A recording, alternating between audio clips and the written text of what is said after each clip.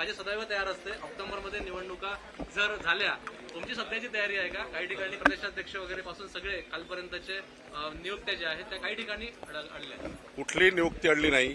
80 जिल्हे पूर्ण झाले, 1232 तालुके पूर्ण झाले, 1,00,000 बूथ पूर्ण झाले आहे, 1.5 कोटी प्राथमिक सदस्यता झाली आहे, 1 लाख जवळपास सक्रिय सदस्यता झाली आहे. आता प्रदेश अध्यक्षाचा निर्णय लवकरच होईल, कारण आमच्याकडे आता संघटन पर्व पूर्ण झाला आहे आणि राहिला प्रश्न निवडणुकीचा.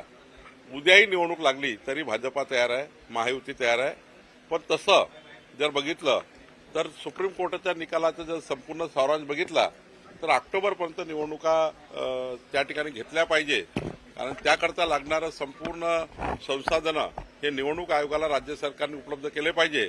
तशी तयारी राज्य सरकारची आहे असं माननीय मुख्यमंत्र्यांनी सांगितलंच आहे.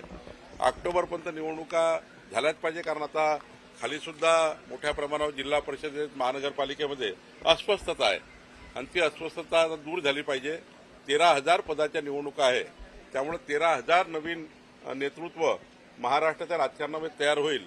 13,000 नवीन नेतृत्व तयार होतील. जिल्हा परिषदचे मेंबर होतील, पंचायत समिती होतील, नगरसेवक होतील, महानगरपालिकेचे कॉर्पोरेटर येतील, त्यानंतर स्थानिक स्वराज्य संस्थेच्या विधान परिषदच्या निवडणुका होईल.